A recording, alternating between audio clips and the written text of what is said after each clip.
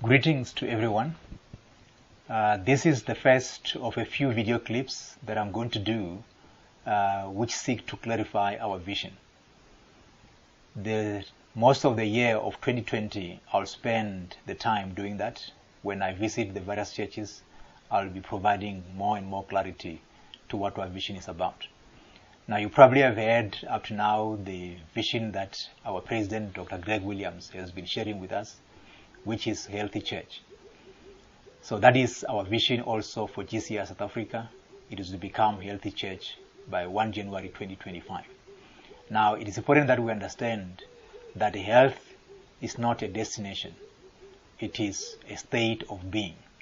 You don't arrive at health, you live in health.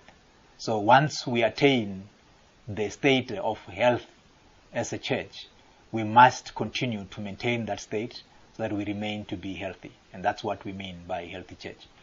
Now, what do we mean by healthy church?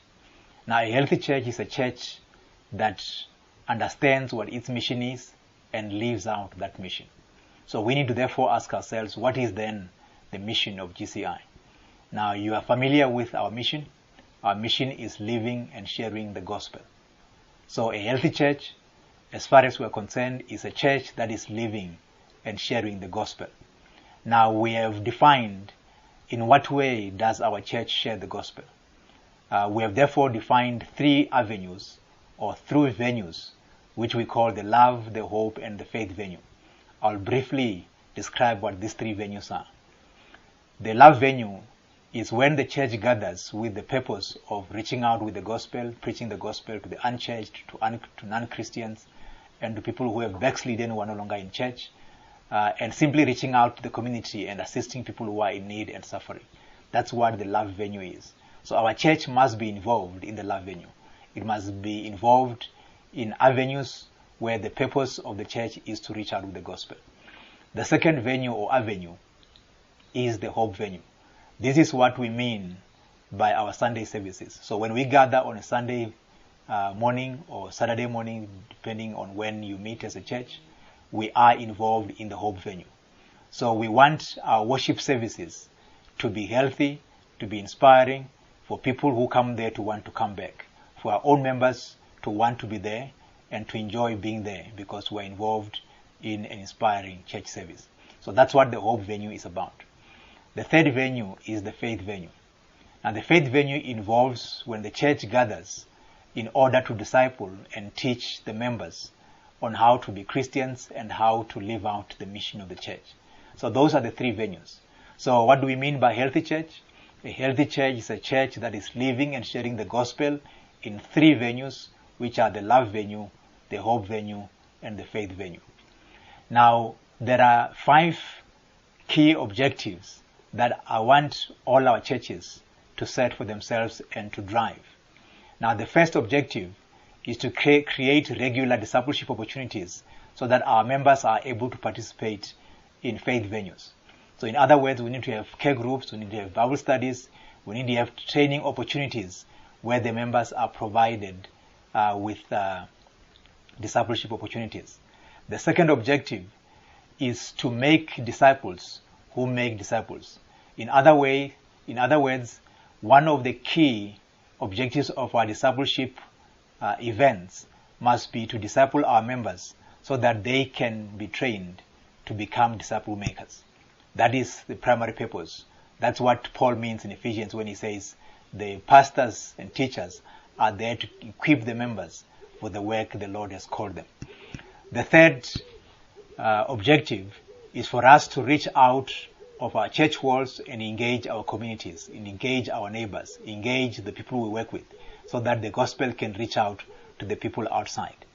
The fourth objective is for us to show love and concern for the people who are suffering and are in need in the world. Our Father in heaven is a loving Father, is a loving God, and He wants us to share the love He has poured out in our hearts with those that are suffering and are in need. That is what Jesus our Lord has done when He was walking the streets of Jerusalem, of Judea and Galilee. He helped the people that He found to be in need. And so it is with us as a healthy church. When we come across suffering in our midst, around us, we are not going to turn a blind eye. We will reach out as a church and try to help. And the last objective is to conduct inspiring worship services every week. And that speaks to our Hope venue.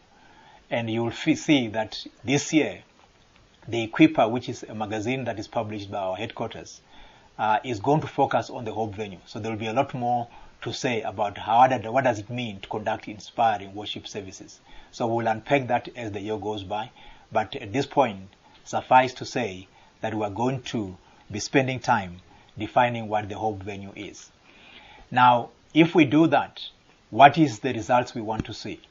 So what we want to see, firstly, is that there will be a number of our members who are attending the discipleship events. So as many as possible of our members must be attending a Bible study, a training session, an MTP, or whatever training opportunities are there, or fellowship opportunities are there. We want our members to attend them. Secondly, we want more visitors into our worship services, so that we can be able to interact with them and reach out to them with the gospel.